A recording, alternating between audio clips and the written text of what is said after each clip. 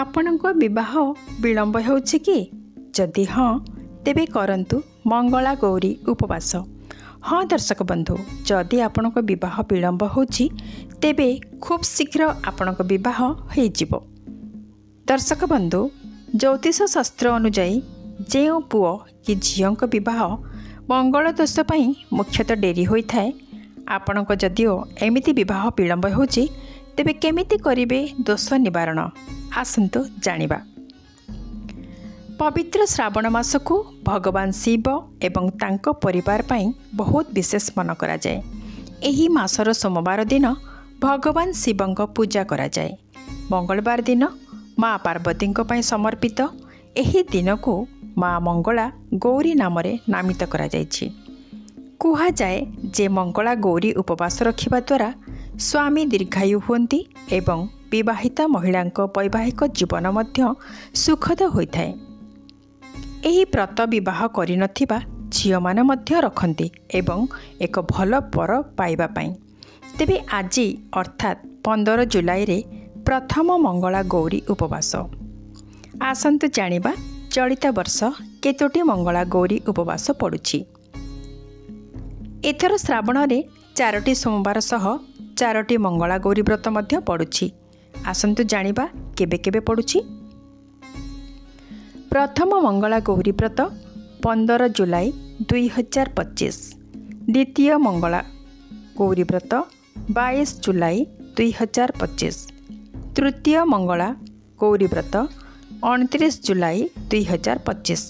ଚତୁର୍ଥ ମଙ୍ଗଳା ଗୌରୀ ବ୍ରତ 5 ଅଗଷ୍ଟ 2025। ଏବେ ଆସନ୍ତୁ ଜାଣିବା ଶ୍ରାବଣରେ ମଙ୍ଗଳବାର କାହିଁକି ବିଶେଷ। ଶ୍ରାବଣ ମାସର ପ୍ରତ୍ୟେକ ମଙ୍ଗଳବାରରେ ମଙ୍ଗଳା ଗୌରୀ ବ୍ରତ ପାଳନ କରାଯାଏ। ଏହି ବ୍ରତ ବ୍ୟକ୍ତିଙ୍କ ବିବାହରେ ବାଧା ଦୂର କରେ ଏବଂ ବିବାହିତ ଲୋକଙ୍କ ବିବାହିତ ଜୀବନକୁ ସୁଖମୟ କରିଥାଏ। ଏହା ଏକ ଧାର୍ମିକ ବିଶ୍ୱାସ ଯେ ଏହି ବ୍ରତ ପାଳନ କରିବା ଦ୍ୱାରା ବ୍ୟକ୍ତିଙ୍କ କୁଣ୍ଡଳୀରେ ଥିବା ମଙ୍ଗଳ ଦୋଷର ପ୍ରଭାବ ମଧ୍ୟ ହ୍ରାସ ପାଏ। ଏହା ବିବାହରେ ସମସ୍ତ ପ୍ରକାରର ଅସୁବିଧା ବିବାହରେ ବିଳମ୍ବ ଦୂର କରେ। ଏବେ ଆସନ୍ତୁ ଜାଣିବା କେମିତି କରିବା ପୂଜାବିଧି। ସର୍ବପ୍ରଥମେ ମଙ୍ଗଳା ଗୌରୀ ଦିନ ସକାଳୁ ଶୀଘ୍ର ଉଠି ସ୍ନାନ କରନ୍ତୁ। ଏହାପରେ ଲାଲ ରଙ୍ଗର ପୋଷାକ ପିନ୍ଧନ୍ତୁ। ତାପରେ ପୂଜା ଘର ସଫା କରନ୍ତୁ ଏବଂ ଏକ ଆସନ ତିଆରି କରନ୍ତୁ ଏବଂ ତା ଉପରେ ଏକ ଲାଲ କପଡ଼ା ବିଛାନ୍ତୁ। ତାପରେ ମା ମଙ୍ଗଳା ଗୌରୀଙ୍କ ମୂର୍ତ୍ତି କିମ୍ବା ଚିତ୍ର ରଖନ୍ତୁ। ଏବେ ଉପବାସ କରିବାର ସଂକଳ୍ପ ନିଅନ୍ତୁ। ଏହାପରେ ମା ଗୌରୀଙ୍କୁ 16ଟି କୁଙ୍କୁମ ସାମଗ୍ରୀ, ଡ୍ରାଏ ଫ୍ରୁଟ୍ସ, ଫଳ, ମିଠା ଇତ୍ୟାଦି ଅର୍ପଣ କରନ୍ତୁ ଏବଂ ମୂର୍ତ୍ତି ସମ୍ମୁଖରେ ଏକ ଦୀପ ଜାଳି ଦିଅନ୍ତୁ।